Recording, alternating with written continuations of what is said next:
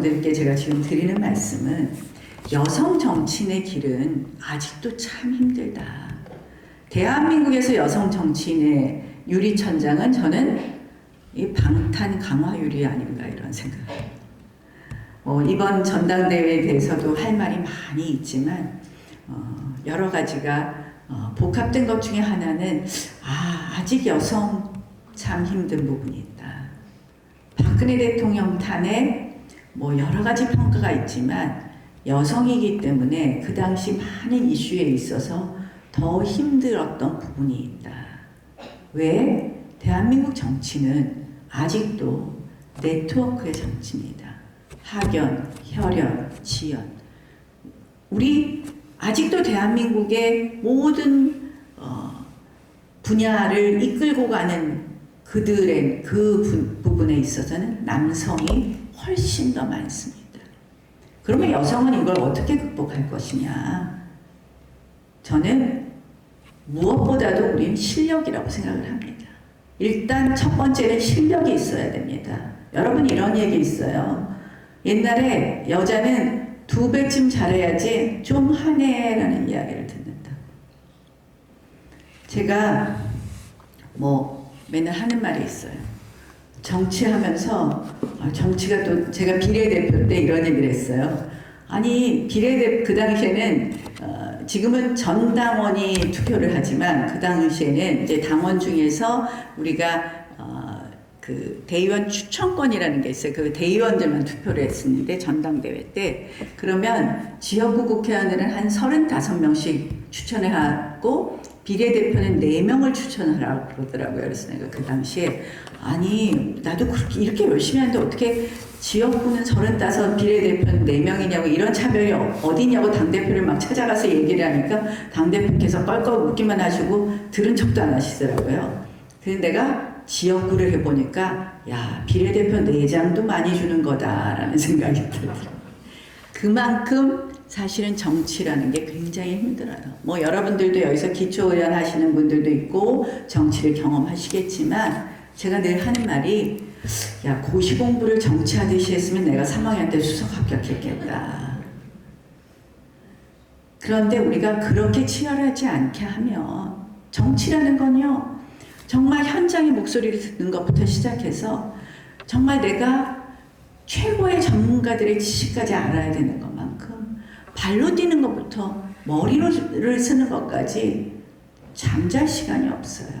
정치는. 그렇게 연마하고 노력하지 않으면 저는 여러분들이 정치의 길에 있어서 여러분들이 할 자리를 차지하지 못한다. 무조건 실력은 첫 번째다.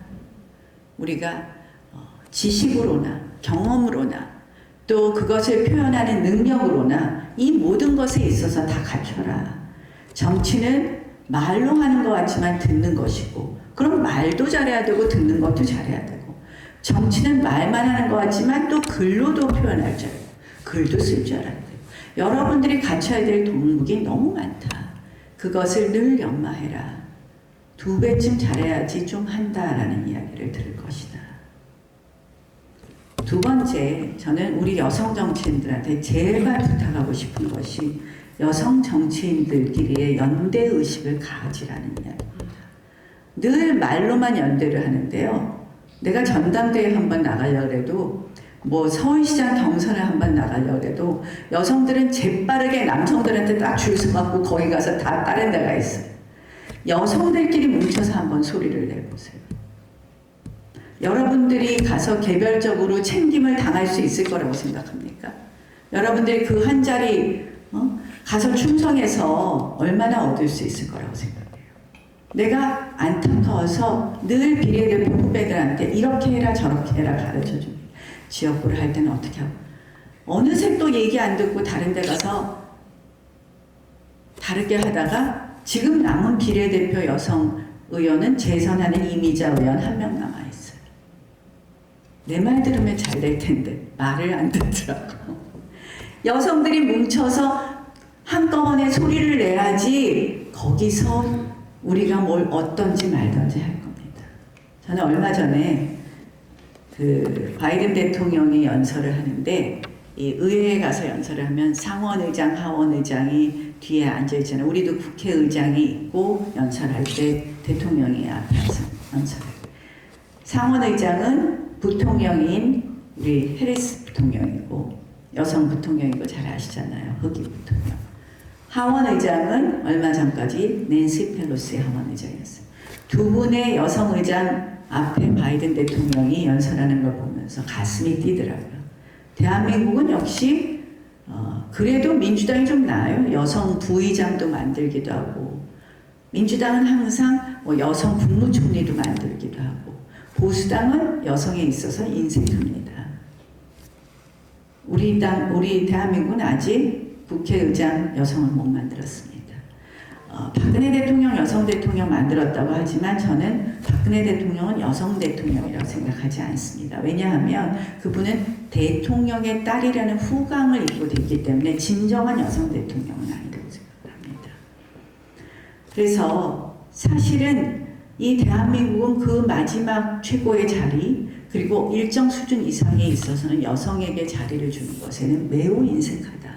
그걸 뚫기 위해서는 여러분들이 힘을 좀 가지시기 위해서는 실력을 가져라. 그리고 두 번째는 연대해라 라는 말씀을 드리고 싶습니다. 대한민국 정치의 고질병은 저는 한 4가지라고 생각을 하는데요. 첫 번째는 아까 말씀드린 것처럼 네트워크 정치다. 학연, 혈연, 지연이 중요시 된다. 그 다음 두 번째 정치하기 여성이 힘든 것 중에 하나는 정치가 출퇴근이 없습니다. 저녁에도 하고 토요일 일요일에도 하고 출퇴근이 없기 때문에 이 일과 가정의 양립이라고 하죠. 여성이 같이 하는 게 굉장히 힘든 것 같아요. 그래서 그걸 같이 하려면 역시 여러분들이 남에게 맡길 수 있는 건 과감하게 맡기고 내가 꼭 해야 되는 것만 해라. 일 아닌 가정 부분에 있어서는. 그래서 저는 둘째 아이 초등학교 1학년 때부터 국회의원을 했어요. 제가 언젠가 애 중학교 2학년 때 내가 이제 쉬게 될 때 된장찌개를 한번 끓여주면서 얘 된장찌개가 끓여준 적이 처음인 것 같더라고요. 너무 반성을 했는데 그만큼 남이 할 수 있는 일은 과감하게 남한테 맡기고 정말 내가 꼭 해야 되는 일 위주로 한 것도 사실은 쉽지 않더라고요. 늘 미안한 마음도 있고 하는데 그 출퇴근이 없는 정치라는 게 전 제일 부러운 게 메르켈 총리가 퇴근하면서 시장 보고 퇴근하는 그 모습이 부럽더라고요. 대한민국 정치 문화도 여성이 많아지면 좀 바뀔 수 있지 않을까 하는 생각을 하고요.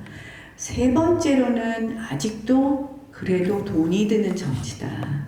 선거법이 바뀌어서 그나마 우리 여성들이 들어가기 갈 가능성이 높아졌지만 아직도 지금 선거법상 우리가 후원금 1억 5천만 원 한 1년에 걷어서는 국회의원들이 그것으로는 의정활동하기가 부족합니다. 뭐 임대료 의정 보고서 발간하고 이러면 그래서 이런 부분을 좀 더 앞으로 제도적으로 이거는 바뀌어야 된다라는 말씀을 드리고요.